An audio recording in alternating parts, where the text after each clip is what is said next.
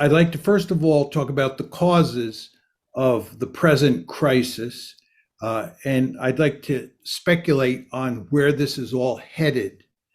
Now, with regard to the causes, it's very important to understand that who caused this situation is of tremendous importance because it involves assigning blame. Uh, you really have two choices here. You can argue that the West, and especially the United States, caused the crisis, or you can argue that the Russians caused the crisis.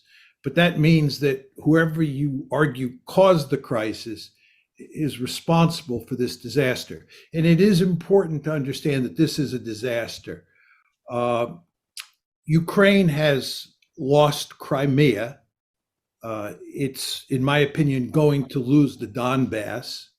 And the only interesting question to me at this point is whether it's also going to lose more territory in the eastern part of its country. Furthermore, Ukraine's economy is wrecked. Its cities are in the process of being wrecked. The international economy is going to be badly affected by these events as they go on. This is going to have terrible consequences, I think, for the Democrats in the fall.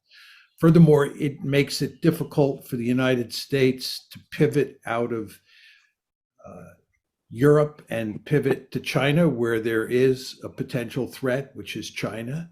Furthermore, we're driving the Russians into the arms of the Chinese, which makes no sense at all. And all at the same time, we're making Eastern Europe a very unstable region, and therefore forcing us to, if anything, up the ante there. So this is a disastrous situation. So the question of who caused it and who bears the blame really matters. Now, the conventional wisdom in the United States and in the West more generally is that the Russians are responsible for this. And in particular, Vladimir Putin is responsible.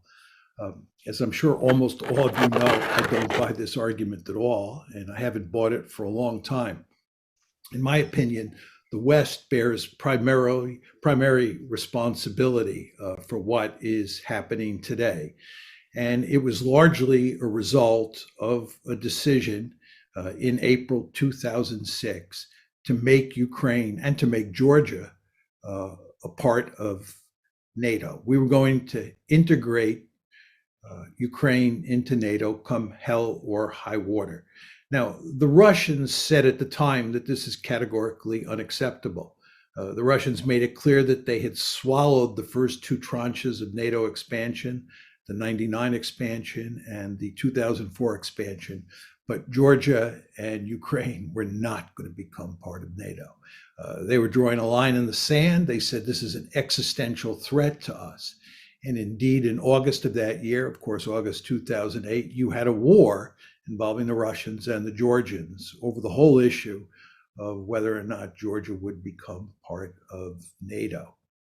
Now, it's important to understand that when we talk about Western policy and we focus on NATO and expansion of NATO into Ukraine, that actually Western policy had three prongs to it. The core prong was definitely integrating Ukraine into NATO, but the other two prongs were integrating Ukraine into the European Union and turning Ukraine into a pro-Western liberal democracy, in effect, putting in place the Orange Revolution. And these three prongs of the strategy were all designed to make Ukraine a pro-Western country, a country in the West's orbit sitting on Russia's border. And again, the Russians made it unequivocally clear at the time that this was not going to happen. Now, the first crisis broke out in February 2014. The way I like to think about this is that you had a major crisis in February 2014, broke out that date. Then you had a major crisis breaking out in December of last year, that's December 2021. And on February 24th of this year, the war started. Now, what about this crisis in February of 2014, February 22nd to be exact? It was precipitated in large part by a coup that was supported by the United States that took place in Ukraine and resulted in a pro-Russian leader, President Yanukovych, being overthrown and being replaced by a pro-American prime minister. The Russians found this intolerable. At the same time, they were debating with the West and with the Ukrainians over EU expansion.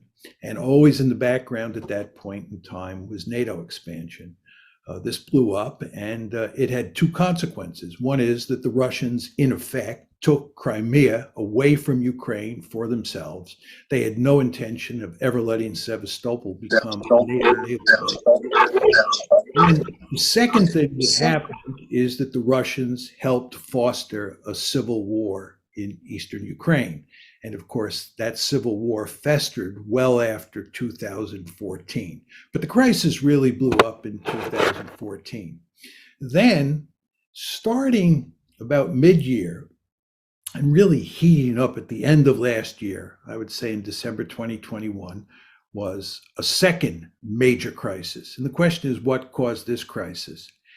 And in my opinion, it was caused largely by the fact that Ukraine was becoming a de facto member of NATO. It's commonplace in the West, especially in Washington these days, to say that Ukraine had nothing to fear regarding, the United States had nothing to fear. Russia had nothing to fear regarding Ukraine becoming part of NATO. And Russia had nothing to fear because NATO was doing nothing to move forward Ukraine's incorporation into NATO. I think in a de jure sense, that's absolutely correct. But in a de facto way, that's wrong. What we were doing was we were arming the Ukrainians. And you want to remember, it's President Trump in December of 2017, who was under great pressure, who decided to arm the Ukrainians. So we were arming the Ukrainians, we were training the Ukrainians, and we were forming ever closer diplomatic ties with the Ukrainians. And this spooked the Russians. It especially spooked the Russians in the summer of last year when the Ukrainian military used drones against Russian forces in the Donbass region. It especially spooked the Russians last summer when the British drove a destroyer through territorial waters, Russian territorial waters in the Black Sea. It especially spooked the Russians in November when we were flying bombers within 13 miles of the Russian coast. So all these events, coupled with this de facto bringing of Ukraine into NATO, pushed the Russians to what Sergei Lavrov said was the boiling point. You know, Lavrov was asked in January why the Russians had reached this point and why we were in the midst of a crisis. And he said, Lavrov said in January, we had reached our boiling point.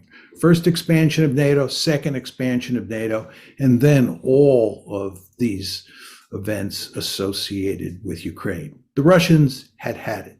So you had a crisis of massive proportions, which of course resulted on February 24th in the Russians invading Ukraine. And we are now in the midst of a real war. This is not just a civil war in eastern Ukraine, which is what we had before February 24th. We now have a real war. So this brings us to the question of what is the conventional wisdom on this subject, and how do I think about the opposing argument?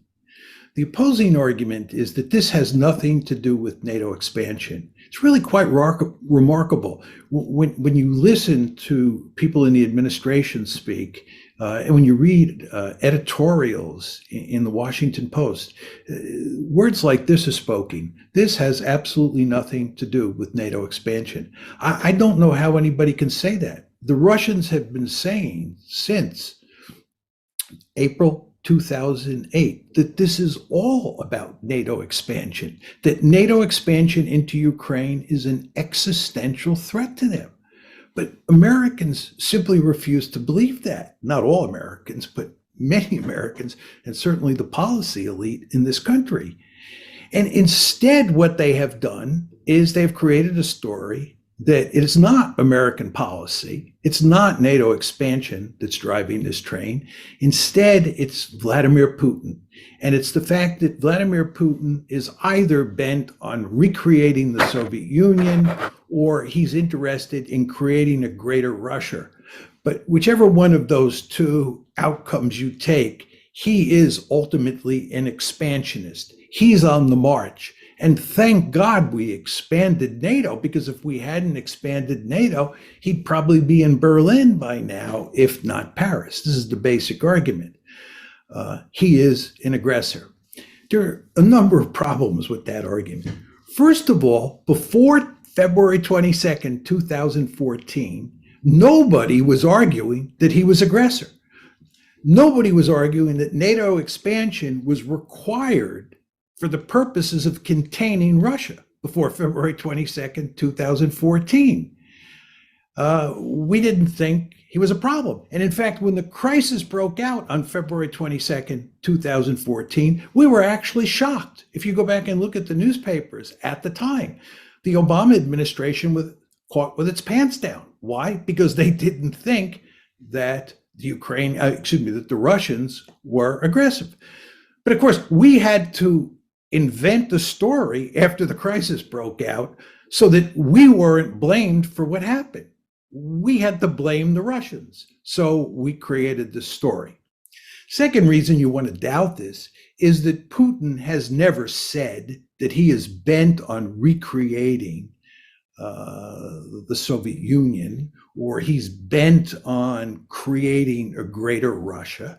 He's never said he was bent on conquering Ukraine and integrating it into Russia. There's no question that in his heart, he thinks that it would be appropriate for Ukraine to be part of Russia. In his heart, he's made it clear he'd love to bring back the Soviet Union. But he's also explicitly said that in his head, he fully understands that this is a bad idea.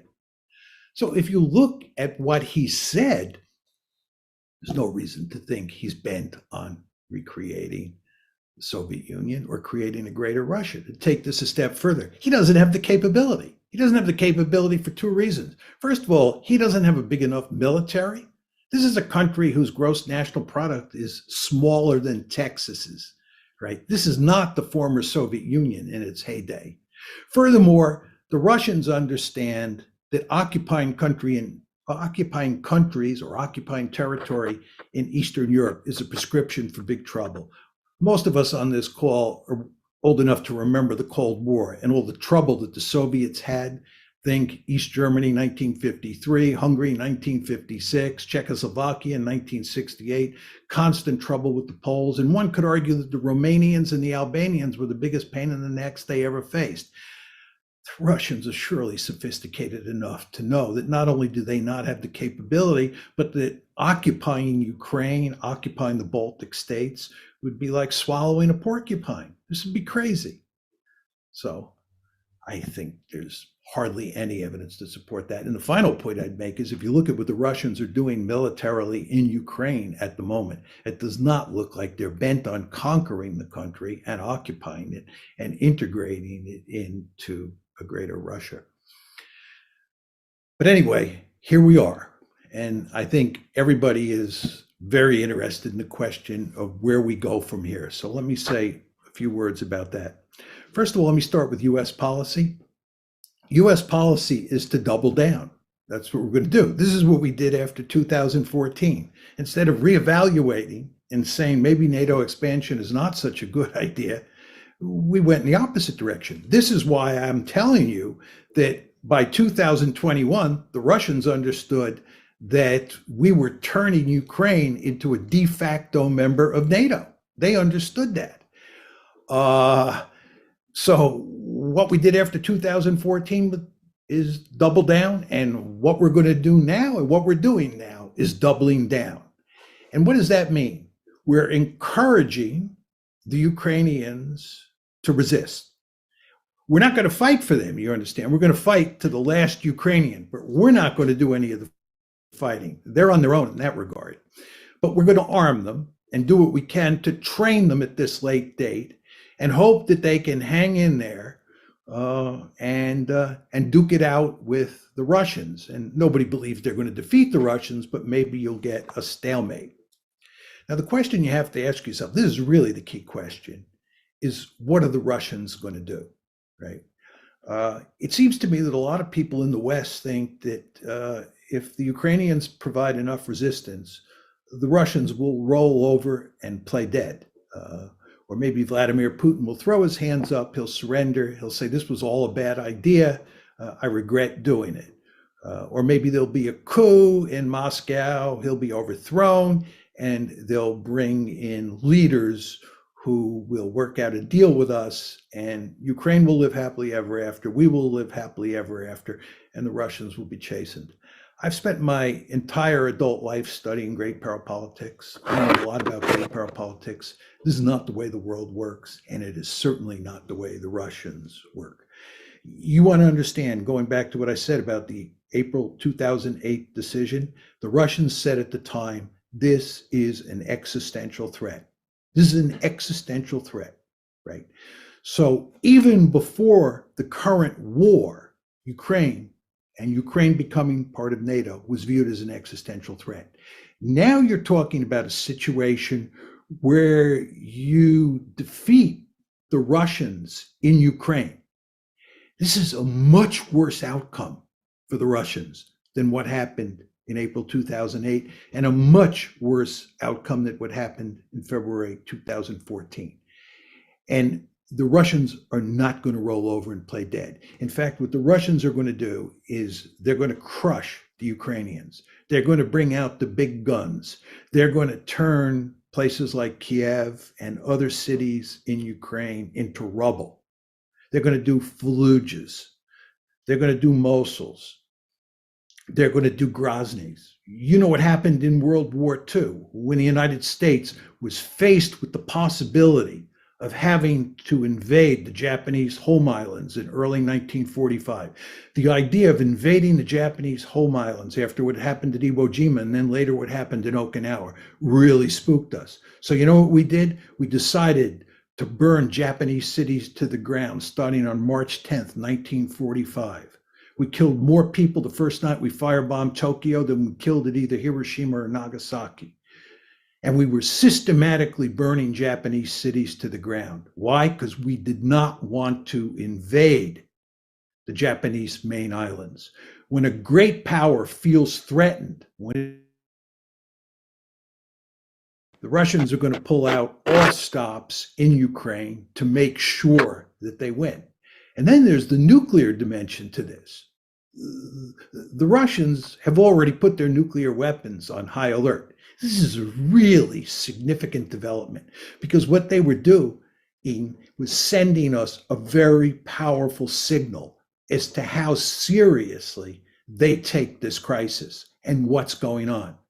So again, if we start winning and the Russians start losing, you want to understand that what we're talking about doing here is backing a nuclear-armed great power that sees what's happening as an existential threat into a corner. This is really dangerous. Go back to the Cuban Missile Crisis. I don't think that what happened in the Cuban Missile Crisis was as threatening to us as this situation is to the Russians. But if you go back and look at how American decision makers thought at the time, they were scared stiff. They thought that Soviet missiles in Cuba was an existential threat. And they were willing, many of Kennedy's advisors, to use our nuclear arsenal against the Soviet Union. That's how serious great powers get when they think they face existential threats. So in my opinion, we are in a very dangerous situation. I think the likelihood of nuclear war is very small, but the likelihood doesn't have to be high for me to be really scared because of the consequences associated with nuclear use. So we better be extremely careful here regarding what we do in terms of pushing the Russians into the corner. But again, I'm not sure that's going to happen, because I think what's going to happen here is that in a competition between us and the Russians will win. Now you're saying to yourself, why is he saying that? I think that if you think about this, you want to think about who has the greater resolve, right? Who really cares more about this situation, the Russians or the Americans? The Americans do not care that much about Ukraine. The Americans have made it clear they are not even willing to fight and die for Ukraine. So it's not that important to us. For the Russians, they have made it clear it's an existential threat. So the balance of resolve, I believe, favors them. So as we walk up the escalation ladder moving forward, my guess, and it's just my guess, is that the Russians will prevail, not the Americans, and the Russians will prevail because the balance of resolve favors them. Now, the question is, who loses this war? I think it doesn't matter much to the United States if we lose in the sense that the Russians prevail in Ukraine. I think the real losers in this war are the Ukrainians. And I think what's happened here is we have led the Ukrainians down the primrose path. We have pushed very hard to encourage the Ukrainians to want to become part of NATO. We have pushed very hard to make them part of NATO.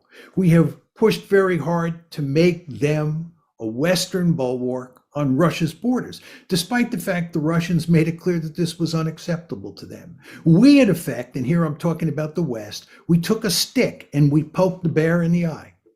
And as you all know, if you take a stick and you poke a bear in the eye, that bear is probably not going to smile and laugh at what you're doing. That bear is probably going to fight back. And that's exactly what's happening here.